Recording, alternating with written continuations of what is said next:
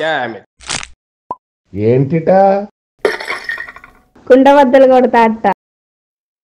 నమస్కారం, కొండబద్దల ప్రేక్షకులకి స్వాగతం. నేను గౌతమ్ కాటా. ఈ వీడియోలో నేను మీతో చెప్పాలనుకునే అంశం నరేంద్ర మోడీ వైఎస్ జగన్మోహన్ రెడ్డి తెరచాటు కథలు, తెరచాప కథలు. యాక్చువల్గా వాళ్ళిద్దరి మధ్య ఒక మైత్రీ బంధం ఉంది అనేది గత 5 సంవత్సరాల్లో మనం చూసాం. కాకపోతే ఇప్పుడు కూటమి అనే పేరుతోటి చంద్రబాబు నాయుడు, బీజేపీ, ఎన్డీఏ ప్రభుత్వం ఇలాంటివన్నీ తెరపైకి రావటం మూలాన వాళ్ళిద్దరి మధ్య ఉన్న బంధం తెగిపోయింది కాబోలు. దాంతోపాటుగా జగన్మోహన్ రెడ్డి కూడా ఇండియా కూటమి వైపు చూస్తూ ఉన్నాడు, డీకే శివకుమార్ తోటి మంతనాలు జరుపుతూ ఉన్నాడు, లేకపోతే మోడీకి ఎదురెళ్తూ ఉన్నాడు. నిన్నగాక మొన్ననే వక్స్ బిల్లు పార్లమెంట్లో ఆమోదం పొందింది, రాజ్యసభకు వచ్చింది. అందులో ఈ వైఎస్ఆర్ కాంగ్రెస్ పార్టీ దాన్ని విభేదించి, ఆ బిల్లును విభేదించి ఇక ఆంధ్రప్రదేశ్ రాష్ట్రంలో ఉన్న ముస్లిం మైనారిటీ సోదరుల మొత్తాన్ని జగన్మోహన్ రెడ్డి రెచ్చగొట్టడం మొదలుపెట్టాడు. సరే, ఇది అందులో ఒక పార్టా? జగన్మోహన్ రెడ్డి నిజంగానే మోడీకి ఎదురు వెళ్ళి నిలబడగలుగుతాడా అనేది ఒక అంశం అయితే, మరో పక్కన నరేంద్ర మోడీకి జగన్మోహన్ రెడ్డి మీద ఇంకా ప్రేమ చావలేదు అని చెప్పడానికి మరొక అంశం, జగన్మోహన్ రెడ్డి ఈ అవినీతి సంపాదన తాలూకు కేసులు మొన్న సుప్రీంకోర్టులో త్వరగా తేల్చాలి అనే విషయంలో రఘురామకృష్ణరాజు వేసిన పిటిషన్లో సిబిఐ వ్యవహరించిన తీరు.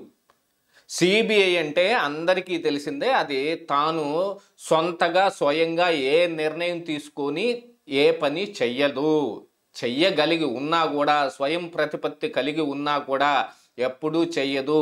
అది ఒకప్పుడు కాంగ్రెస్ పార్టీ చేతిలో ఉన్న పంజరంలో చిలకని బీజేపీ వాళ్ళు ఆరోపించినప్పటికీ, మరి బీజేపీ అధికారంలోకి వచ్చిన తర్వాత ఈ సిబిఐని, ఈడీని, ఐటీని విస్తృతంగా ఎలా వాడారు, అసలు కాంగ్రెస్ పార్టీ కంటే కూడా మోడీ వాడకం మామూలుగా లేదు బాబోయ్ అన్నట్టుగా ఇప్పుడు పరిస్థితులన్నీ ఉన్నాయి.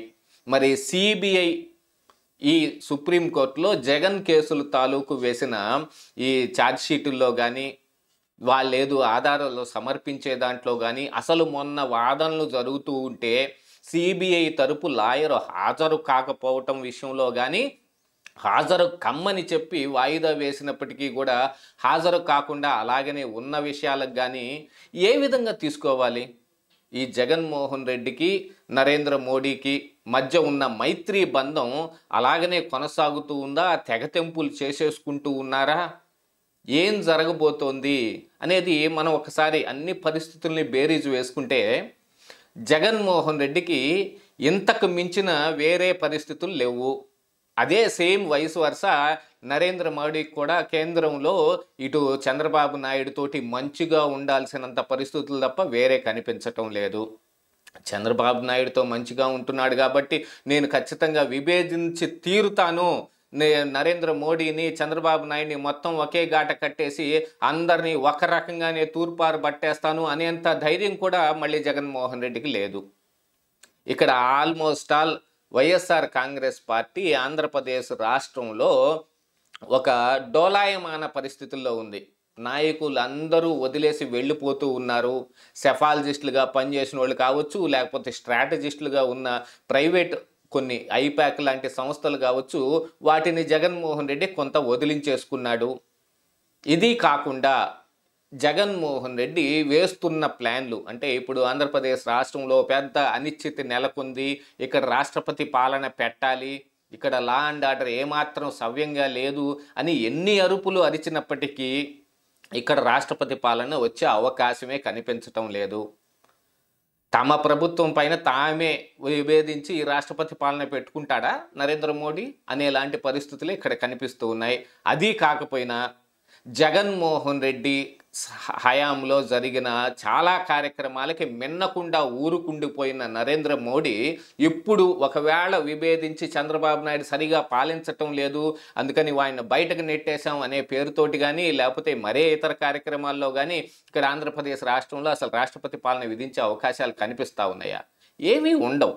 కాకపోతే జగన్మోహన్ రెడ్డి కూడా తన పార్టీలో ఉన్న క్యాడర్ని ఉత్సాహపరచడం కోసం వాళ్ళకు కూడా ఏదో ఒక పని పెడితే వాళ్ళు వేరే రకమైన ఆలోచనలు చేయకుండా ఉంటారేనో ఏ కారణానికో చంద్రబాబు నాయుడు మీద వచ్చిన 2 నెలల లోపునే 39 హత్యలు చేసేశారు, 246 ధ్వంసాలు చేసేశారు, 550 ప్రైవేట్ ఆస్తుల ధ్వంసం జరిగిపోయింది. ఇట్లాంటి ఆరోపణలన్నీ చేసి జంతర్ మంతర్లో ఆయన ఒక ధర్నా చేసి వచ్చాడు. దాని తాలూకు ఎఫెక్ట్ ఎలా ఉన్నప్పటికీ మరి ఇప్పుడు చనిపోయిన వాళ్ళందరినీ పరామర్శిస్తున్న వాళ్ళ కుటుంబాలని పరామర్శించడానికి అని చెప్పి మరి సుబ్బారాయుడు ఆయన చనిపోతే మరి మహానంది వెళ్ళటం జరిగింది. మరి విజయవాడ హాస్పిటల్లో కొంతమందిని పరామర్శించటం జరిగింది. ఇక ఆయన తాలూకు ప్లాన్లు ఆయన చేస్తూ ఉన్నప్పటికీ జగన్మోహన్ రెడ్డి ఇంకా ఈ 5 సంవత్సరాల పాటు పార్టీని ఇదే విధంగా నడపగలడా అనే సందేహాలు చాలామందిలో రావటం మూలాన చాలామంది నాయకులు ఇప్పుడు వైసీపీని వదిలి వెళ్ళే పరిస్థితుల్లో కనిపిస్తూ ఉన్నారు. జగన్మోహన్ రెడ్డి ఇండియా కూటమి వైపు చూస్తూ ఉన్నాడు అనే సంకేతాలను కూడా వైఎస్ఆర్ కాంగ్రెస్ పార్టీ ఒకంత వాళ్ళ వైపుగా వాళ్ళని అట్రాక్ట్ చేసే విధంగా ఆ సంకేతాలని ఆ వార్తల్ని బయటికి వదులుతూ ఉన్నారు ఫీడర్స్ లాగా. ఎందుకయ్యా అంటే ఇప్పుడు మరి కాంగ్రెస్ పార్టీ ఇక్కడ వైఎస్ షర్మిల నేతృత్వంలో నడుస్తున్న ఈ కాంగ్రెస్ పార్టీలోకి అట్రాక్ట్ అయ్యి వెళ్ళే ఈ వైఎస్ఆర్ కాంగ్రెస్ పార్టీ నాయకులు, ఎందుకంటే వైఎస్ఆర్ కాంగ్రెస్ పార్టీ తాను సొంతగా ఏం బిల్డ్ చేసుకొని రాలేదు, కాంగ్రెస్ పార్టీలో ఉన్న దాన్ని అలా అచ్చుని ఎత్తి తీసుకొచ్చి ఇక్కడ పెట్టుకున్నట్టుగా ఇక్కడ పెట్టుకున్నారు. కాబట్టి వాళ్ళకి జరిగింది ఏదో వాళ్ళకి జరిగింది. ఇక ఇప్పుడు ఈ ఓటమి పాలైపోయిన తర్వాత మళ్ళీ జగన్మోహన్ రెడ్డి తిరిగి గెలుస్తాడనే నమ్మకం లేకపోయిన తర్వాతను అందరూ చిన్నగా రాజీనామాలు చేసి బయటకు వెళ్ళిపోతూ ఉన్నారు. వీళ్ళందరూ గంపగొత్తగా కాంగ్రెస్ పార్టీలోకి వెళ్ళే అవకాశాలు ఏమన్నా ఉన్నాయా? అలాగా ఒకవేళ రాజీనామా చేయకపోయినప్పటికీ బొత్స లాంటి వాళ్ళని ఎమ్మెల్సీ పెట్టి ఆపెట్టుకున్నప్పటికీ కూడా ఈ వైఎస్ఆర్ కాంగ్రెస్ పార్టీ నాయకులు అలానే ఉంటారా ఉండరా అనే నమ్మకం ఇప్పుడు జగన్మోహన్ రెడ్డిలో అపనమ్మకంగా మారింది.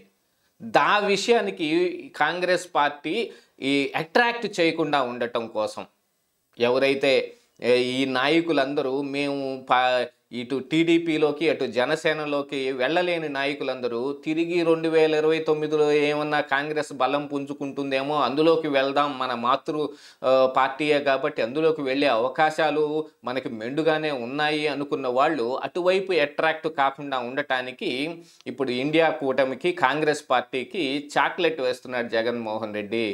వాళ్ళు వస్తా ఉన్నా తీసుకోకుండా ప్రయత్నాలు చేస్తున్నాడు అనేది కూడా చాలా రకాల వార్తలు వస్తూ ఉన్నాయి. మరి వీటన్నిటిని చూసిన నరేంద్ర మోడీ మరి అర్జెంటుగా ఈయన జగన్మోహన్ రెడ్డి బెయిల్ రద్దు అంశంలో కానీ జగన్మోహన్ రెడ్డి కేసులు త్వరగా తేల్చాలి, ఈ ట్రయల్స్ మొత్తాన్ని సిబిఐ ఫాస్ట్ అప్ చేయాలి. సిబిఐ చెప్పింది సిబిఐ ఛార్జ్షీట్లో ఈ ట్రయల్ ఎందుకు జరగట్లేదనే దాని గురించి డిశ్చార్జ్ పిటిషన్ల సంగతి వివరిస్తే ఆ డిశ్చార్జ్ పిటిషన్లకి దీనికి సంబంధం లేదు, దాన్ని తీసి పక్కన పెట్టి మీరు ట్రయల్ కొనసాగించండి అని కింద ట్రయల్ కోర్టుకు కూడా చెప్పడం జరిగింది.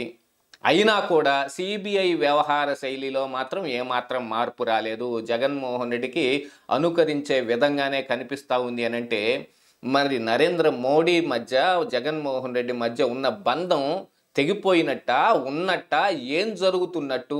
మరి చంద్రబాబు నాయుడు పరిస్థితి ఏమిటి ఆలోచించుకుంటేనే అంత అస్తవ్యస్త రాజకీయంలాగా కనిపించటం లేదు. ఇదే ఈరోజు కుండబద్దలు.